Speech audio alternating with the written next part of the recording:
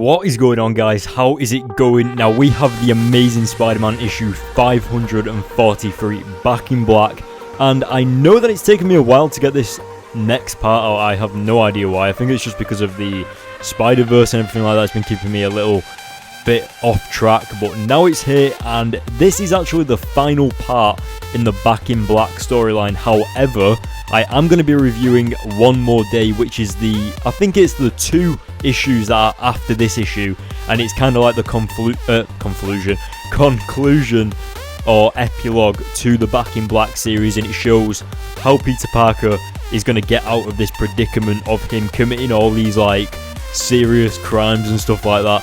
So yeah, without further ado, let's get into it, guys. Alright, so to kick off this issue, if you remember in the previous issue, we actually had Peter Parker beat the living crap out of Kingpin, and it was awesome. It was probably the most badass Spider-Man issue I have ever seen. Obviously there's others out there as well, but I think that one takes the cake for most badass moment in a Spider-Man comic, for me personally anyway. But yeah, so we go back to Aunt May's bedside with Peter Parker and Mary Jane. Obviously Mary Jane is a little tired and whatnot, and yeah. So what we were seeing there was Peter Parker actually talking to Aunt May about him actually, if you remember, transfusing his blood into Aunt May's body, and of course the radiation and like the whatever's in his blood was going to help her. But it actually turns out, because they've actually done that before in like previously in the Amazing Spider-Man series, and it turns out that she's actually developed an immunity to Peter Parker's blood. So yeah, it kind of did nothing. Her condition has not changed one bit, and this part that we're getting up to now is actually really interesting, because this police detective actually gets handed a file on like this case of this woman being brought into the hospital without like it being reported and stuff like that, and usually they just hand that down and stuff, but this time something is really strange about this file, so they're going to look into it. But they actually sent the detective down to the hospital. Well, they didn't send him, I'm pretty sure he just went by himself, but he actually got talking to one of the nurses there that is actually looking after Aunt May, and she actually clarifies that when they did a blood test on her, it actually indicated that there was some radiation in her system. So of course that's a little strange, but the nurse actually gives her theory as to what's happened, and it actually suggests that Peter actually shot Aunt May after MJ had an argument with her or something like that. All this crazy stuff, and then he shot through the window and escaped, when in reality Peter actually just dived through the window with Aunt May, and of course we already know the rest, how she got shot and stuff like that. But it is pretty crazy what kind of suggestions and stuff like that people can come out with, and especially this probably happens in the real world as well, remember.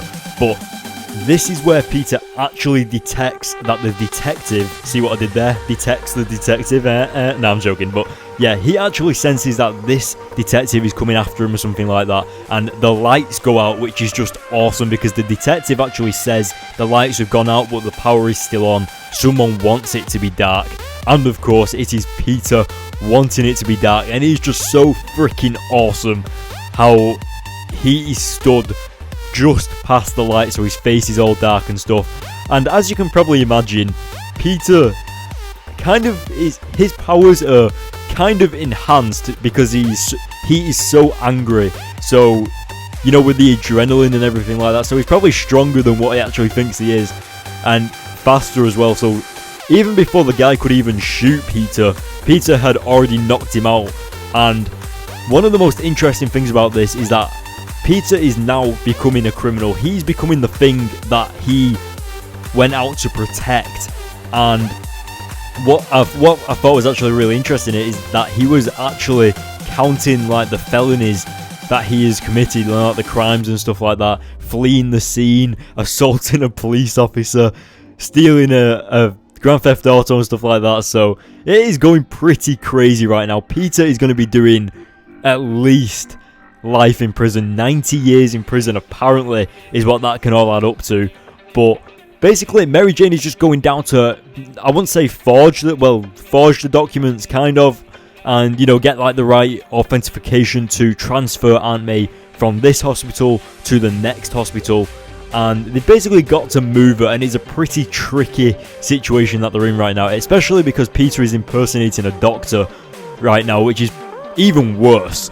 Another thing that I actually find interesting is the fact that they've actually used the Ben Reilly name as their fake name to get into the hospital and stuff like that, because of course everyone knows that Peter Parker is Spider-Man, so he can't use his real name. So they're actually going under the Reilly surname, and I thought that was really interesting. I thought it was a nice little Easter egg to have, but basically Peter actually got the authentication through and stuff like that, and he just told the nurse that they didn't call, and they are actually wheeling her in now. It must be so hard to be able to do all of that, especially when the person that you are transporting is shot. She has a bullet wound, and not to mention that she's like crippled and old, and probably will blow away in the wind and turn into dust or something, because like she's so old and stuff like that. But yeah, basically MJ tries to comfort Peter, and he's just not having any of it. And as you can see here, he's done 9 felony counts, and he is actually going on in his head how he had nightmares about what if he did actually commit a crime. But the worst part about it is the fact that it isn't Spider-Man that has committed a crime. It is Peter Parker.